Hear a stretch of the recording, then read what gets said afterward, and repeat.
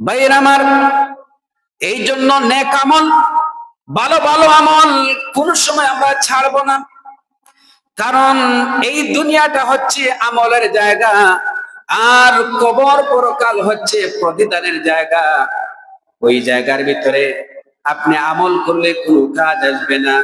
কবরের ভিতরে গিয়া যদি কিয়ামত পর্যন্ত যদি কোরআন তেলাওয়াত করেন আর নামাজ পড়েন তাহলে কোনো সওয়াব হবে না।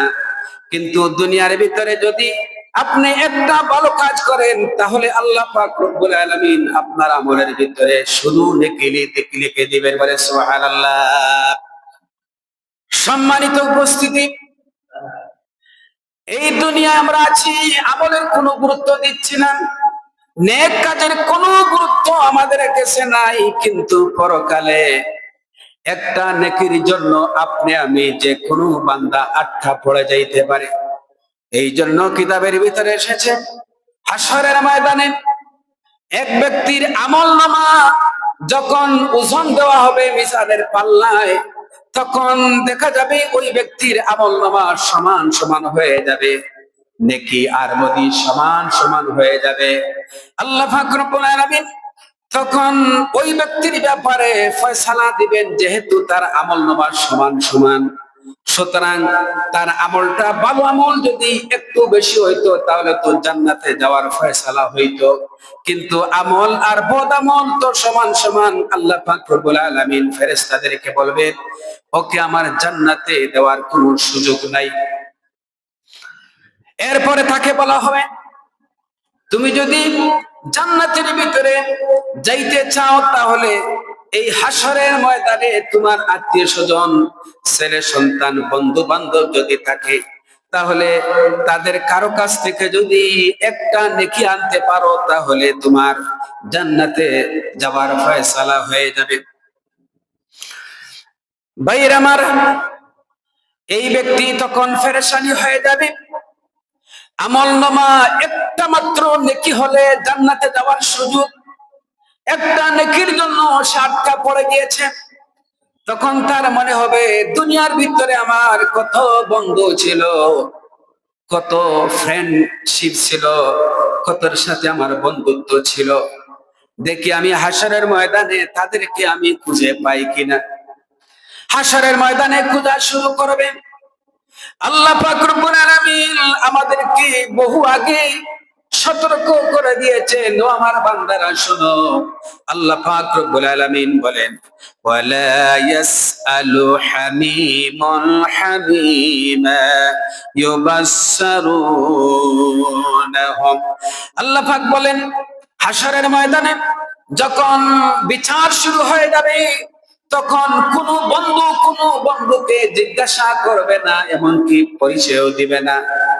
দুনিয়ার ভিতরে এক বন্ধু যদি বিপদে পড়ে তাহলে টাকা দিয়া পয়সা দিয়া যে কোনো ভাবে ও সাহায্য করে, ঠিক কিনা দুনিয়ার অবস্থা।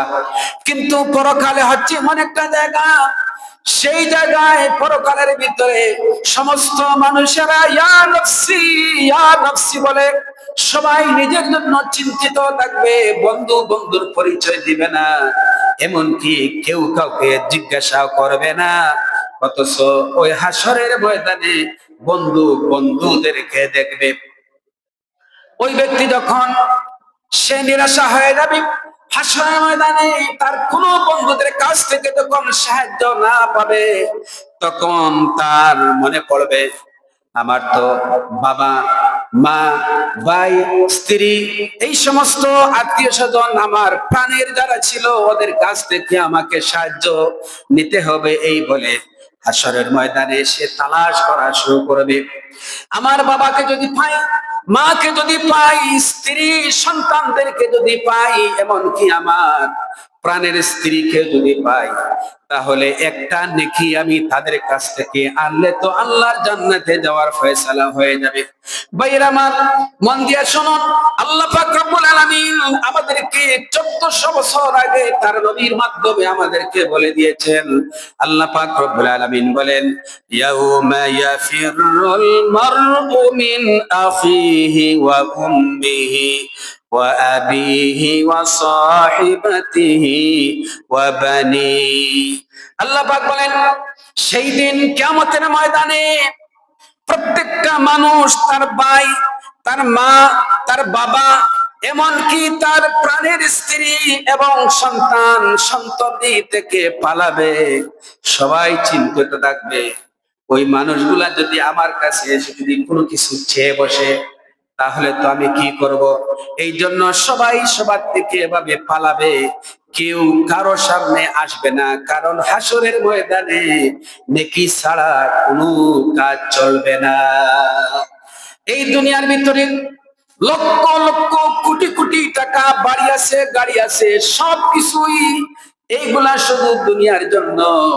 কবরের ভিতরে এগুলা চলবে না। কবরের ভিতরে একমাত্র আমল চলবে। কথা ঠিক কিনা? একজন মানুষ মারা যাওয়ার পরে সবকিছু বন্ধ হয়ে যাবে, একমাত্র তিনটা জিনিস তার সাথে যাবে। জুড়ে বলেন কয়টা? তিনটা জিনিস সাথে যাবে। এর ভিতরে একটা হলো আমলে সালেহ, নেক কাজ। আপনি যদি দুনিয়ার ভিতরে যদি ভালো ভালো কাজ করেন, ওই নেক আমল গুলাই আপনার সাথে খবরে যাবে।